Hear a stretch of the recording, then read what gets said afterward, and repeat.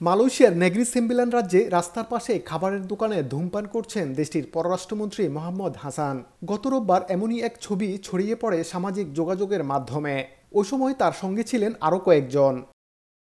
ধূমপানের ছবিটি প্রকাশ হওয়ার পর সামাজিক যোগাযোগের মাধ্যমে শুরু হয় ব্যাপক সমালোচনা।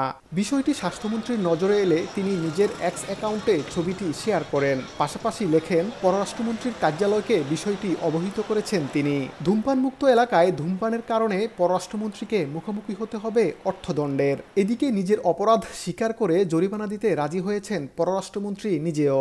বুধবার সংবাদ মাধ্যমে দেয়া বিবৃতিতে মোহাম্মদ হাসান জনগণের কাছে ক্ষমা চেয়ে বলেন, এই ঘটনা যদি জনমনে উদ্বেগের সৃষ্টি করে তবে তিনি জরিমানা দিতে প্রস্তুত।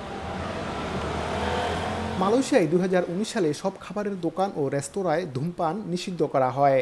এবছরের অক্টোবরে আইনটি আরও কঠোর করা হয়েছে। আইন অনুযায়ী নিষিদ্ধ স্থানে ধূমপান করলে 5,000 মালয়েশিয়ান মুদ্রা জরিমানার বিধান রয়েছে। মোহাম্মদ আব্দুল কাদের, সময় সংবাদ, কুয়ালালামপুর, মালয়েশিয়া।